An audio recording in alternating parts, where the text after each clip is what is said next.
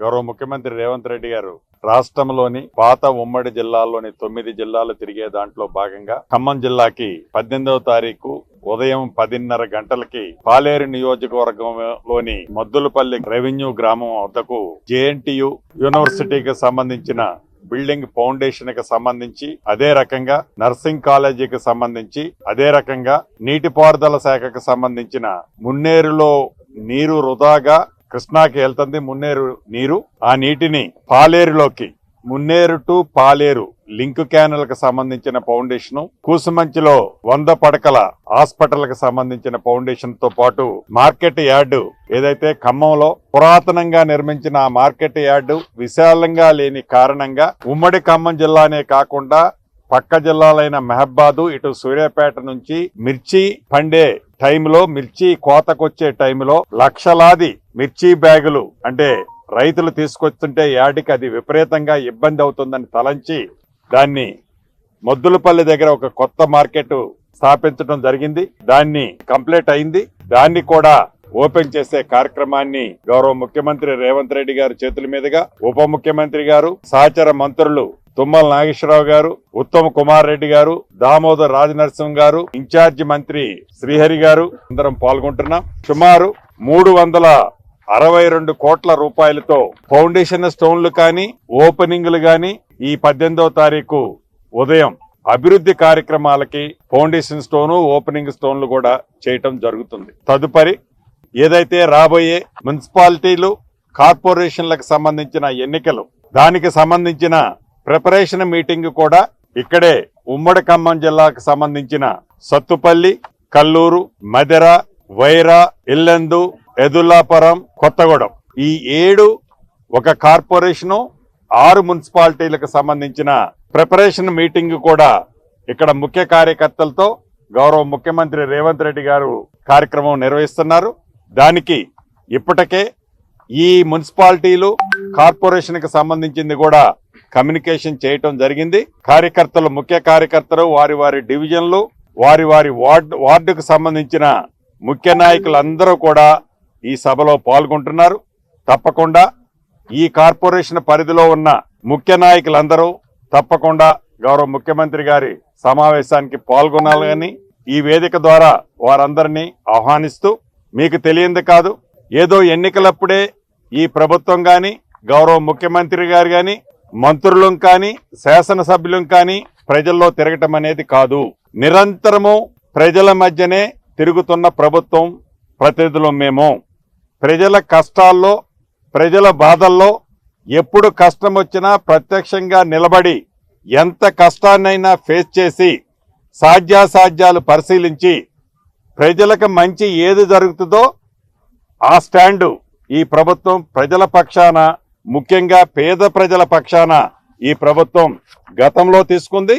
ఇప్పుడు కూడా గౌరవ ముఖ్యమంత్రి గారు 9 జిల్లాలు కేవలం ఏదో ఎన్నికల ప్రచారమే కాదు, ఎన్నికల ప్రచారంతో పాటు ఆ ఉమ్మడి జిల్లాల్లో ఉన్న పరిస్థితులన్నింటినీ కూడా ఆ జిల్లాలో సంబంధించిన ప్రజాప్రతినిధులతో సమావేశాలు అయిన తర్వాత వాళ్ళతో కూడా చర్చించే కార్యక్రమాన్ని కూడా గౌరవ ముఖ్యమంత్రి గారు ఇప్పటికే శ్రీకారం చుట్టారు. దాంట్లో భాగమే ఈ పాలేరు నియోజకవర్గానికి, ఉమ్మడి ఖమ్మం జిల్లాలోని పాలేరు నియోజకవర్గానికి రావటం జరుగుతుందని మీ ద్వారా రాష్ట్ర ప్రజలతో పాటు ఉమ్మడి ఖమ్మం జిల్లా ప్రజానికానికి తెలియజేసుకుంటున్నాను. ఎన్నికలప్పుడే ప్రకటించడం అనేది ఈ ప్రభుత్వం ఉండదు. ఇందాక నేను చెప్పినట్టు నిరంతరము ఇది ప్రజా ప్రభుత్వం, ప్రజల కోసం పనిచేసే ప్రభుత్వం. ఎన్నికలప్పుడు ఆ ప్రభుత్వం లాగా ఇందిరమ్మ ఇళ్ళు ఉందనుకోండి, ఇప్పుడు మేము ఇచ్చింది, ఏ ఎన్నికలు ఉన్నాయని మేము ఇందిరమ్మ ఇళ్ళు ఇవ్వలే. అది మా చిత్తశుద్ధికి ఒక నిదర్శనం. ఆనాటి ప్రభుత్వం 2 BHK అని చెప్పితే ఎప్పుడు చెప్పినా ఎన్నికలప్పుడు మటుకు ఆ బొమ్మ చూపించేవాళ్ళు. మేము అట్లా బొమ్మ చూపించే ప్రభుత్వం కాదు ఇది, మాటలు చెప్పే ప్రభుత్వం కాదు ఇది. తక్కువ మాట్లాడి ఎక్కువ పనిచేసే ప్రభుత్వం అనడానికి అనేక నిదర్శనాలు ఉన్నాయి. ఇందాక నేను చెప్పిన దాంట్లో భాగమే. గౌరవ ముఖ్యమంత్రి గారు వారి ఆహ్వానం మేరకు కమ్యూనిస్టు పార్టీ 100 సంవత్సరాల వేడుకలో కూడా పాల్గొని అక్కడ నుంచి కేబినెట్ మేడారంలో, అది కూడా ఒక ఇంపార్టెంట్ పాయింట్, మేడారంలో నాకు తెలిసి ఉమ్మడి ఆంధ్రప్రదేశ్ లో కూడా కేబినెట్ మీటింగ్ ఎప్పుడు హైదరాబాద్ తప్ప బయట పెట్టిన సందర్భాలు ఉన్నాయని నేను అనుకోవట్లే.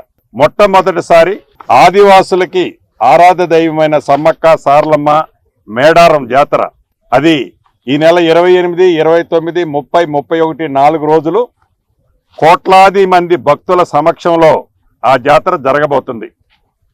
ప్రతి 2 సంవత్సరాలకి ఈ జాతర సర్వసాధారణంగా వస్తుంటది. కానీ ఈసారి జాతరకు ఒక ప్రత్యేకత ఉంది. గౌరవ ముఖ్యమంత్రి గారి ఆలోచనలకు అనుగుణంగా ఏవైతే ఈ సమ్మక్క సారలమ్మ సంబంధించిన గద్దెలతో పాటు ఆ ప్రాకారాలతో పాటు అక్కడ సుందరీకరణకి సంబంధించిన అనేక అంశాలు ఆనాడు కాకతీయులు ఎలానైతే రాతి కట్టడాలతో శాశ్వతంగా ఉండాలనే ఆలోచనతో రాతి కట్టడాలు కట్టారో అదే తరహాలో ఈ ప్రభుత్వం ముఖ్యమంత్రి గారి సూచనలకు అనుగుణంగా అద్భుతంగా రాతి కట్టడాలు ఏర్పాటు చేయడం జరిగింది. ఆ రాతి కట్టడాలకి సంబంధించిన అంశం 19వ తారీఖు ఎర్లీ మార్నింగ్ పూజారుల సూచనల మేరకు 19వ తారీఖు ఉదయం దాన్ని లాంఛనంగా కొత్తగా ఏవైతే ఏర్పాటు చేశామో రాతి కట్టడాలు వాటన్నిటినీ గౌరవ ముఖ్యమంత్రి గారు సహచర మంత్రుల సమక్షంలో ముఖ్యమంత్రి గారు వాటిని ప్రారంభిస్తున్నారు. దానికంటే ముందు 18th ఇక్కడి నుంచి 18th ఈవినింగ్ నాడు మేడారంలో సాయంత్రం పూట రాష్ట్ర కేబినెట్ ని కూడా అక్కడే ఏర్పాటు చేయడం జరిగింది. ఈ మేడారానికి ఒక ప్రత్యేకత ఉంది.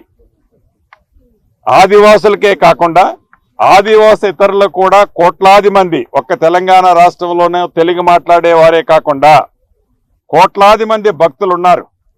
కుంభమేళాన్ని మరిపించే విధంగా కుంభమేళా కంటే అద్భుతంగా ఈ మేడారం జాతరని ఈ రాష్ట్ర ప్రభుత్వం చేపట్టడం జరిగింది. తప్పకుండా ఆ అమ్మవార్ల దయతో ఇది అద్భుతంగా జరగబోతుందని చెప్పటానికి రాష్ట్ర ప్రభుత్వ పక్షాన సంతోషంగా తెలియజేస్తున్నాను.